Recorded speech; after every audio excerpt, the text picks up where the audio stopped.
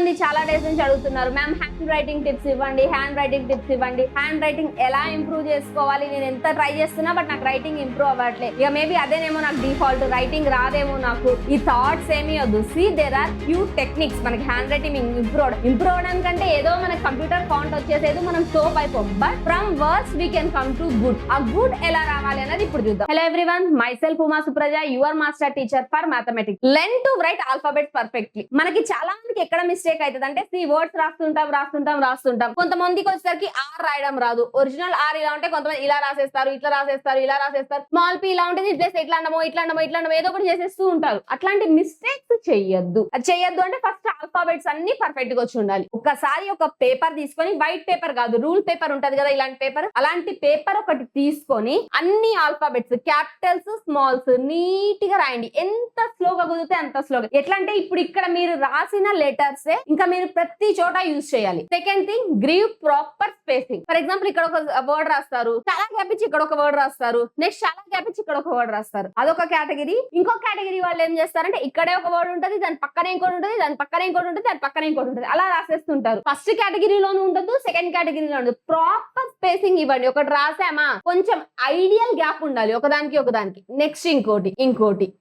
మనకి ఎంత గ్యాప్ ఉంటే పేపర్ కరెక్షన్ చేసే వాళ్ళకన్నా హొరస్ మీ నోట్స్ కరెక్షన్ చేసే వాళ్ళకన్నా అది ఈజీగా అర్థమవుతుంది. అండ్ ఒకటి గుర్తుపెట్టుకోండి, paper good hand writing like అసలు చాలా బ్యూటిఫుల్ గా ఉండడం కన్నా అండర్స్టాండబుల్ ఉండడం బెటర్. కొంతమంది ఏంటంటే కర్సివ్ రైటింగ్ అలవాటు ఉంటది. కర్సివ్ రైటింగ్ సి ఉంటే ఓకే. ఆ కర్సివ్ రైటింగ్ ఎలా ఉండాలంటే అది చూస్తే చదవగలగాలి. కొంతమంది కర్సివ్ రైటింగ్ ఉంటది, వాళ్ళు రాసింది వాళ్ళకి తప్ప ఇంకెవరికి అర్థం కాదు. సో అలాంటి వాళ్ళు కొంచెం మార్చుకోండి నా రైటింగ్. ఎందుకంటే రేపటి రోజున మనం బోర్డ్ ఎగ్జామ్స్ కి వెళ్ళినప్పుడు చాలా మంది టీచర్ కి కర్సివ్ రైటింగ్ చూస్తే చిరాకు పుడుతుంది, క్యాన్సిల్ చేసేస్తారు లేదా లెస్ మార్క్స్ వేస్తారు. గుర్తుపెట్టుకోండి ఒకటి, నీ హ్యాండ్ రైటింగ్ బ్యూటిఫుల్ గా ఉండడం కన్నా అండర్స్టాండబుల్ గా ఉండాలి. చూడగానే అండర్స్టాండబుల్ ఉండేటట్టు చూడండి. ఓకేనా? Next second thing, try different hand writing styles. ఒక ట్రై చేస్తున్నారు, మీకు నచ్చలేదు లేదా మీ టీచర్ తిట్టారు ఏంట్రై రైటింగ్ బాగాలేదు అని, ఒకసారి గూగుల్ కి వెళ్ళి డిఫరెంట్ హ్యాండ్ రైటింగ్ స్టైల్స్ అని చూడండి. చాలా డిఫరెంట్ స్టైల్స్ ఉంటాయి. అందులో మీకు ఏది నచ్చిందో అది ఒకసారి ట్రై చేయండి రాయడానికి. Try to right it in the same line. మనకు ఒకవేళ ఎగ్జామ్ లో బోర్డ్ ఎగ్జామ్స్ లో కానీ ఎక్కడైనా ఇలా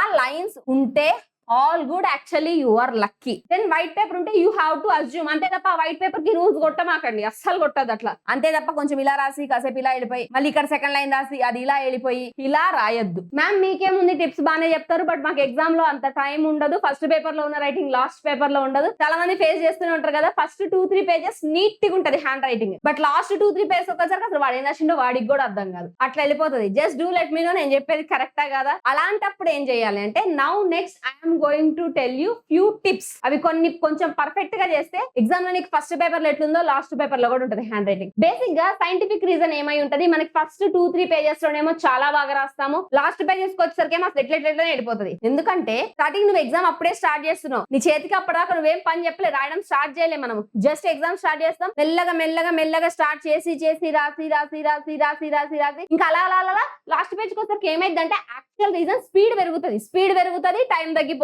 మనకి స్పీడ్ ఇంక్రీజ్ అవుతుంది, టైం తగ్గిపోతుంది. సో టక ఐగోటైల్ రాసేస్తాము. బట్ ఇది పోవాలి అంటే ఏం చేయాలి, నువ్వు ఫస్ట్ పేజ్ లోనే తక్కువ టైంలో రాయగలగాలి. నెక్స్ట్ సెకండ్ పేజ్ లో లైక్ అన్ని పేజెస్ కి నువ్వు ఈక్వల్ టైం ఇవ్వగలిగితే, అన్ని పేజెస్ లో ఈక్వల్ రైటింగ్ ఉంటది కదా. ఈక్వల్ టైం ఎలా ఇవ్వాలి అంటే, see here, just before starting your exam కాసేపు గాల్లో ఇలా ఏదో ఒకటి రాస్తుండండి.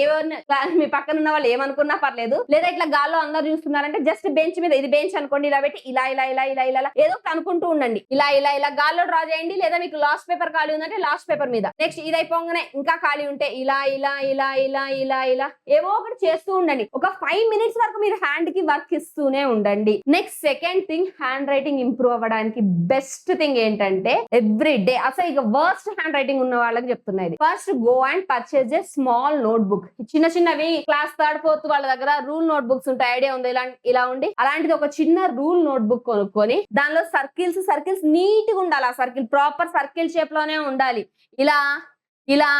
ఇలా ఉండద్దు. ప్రాపర్ రౌండ్ గా సర్కిల్ గా first line last line touch అవ్వాలి.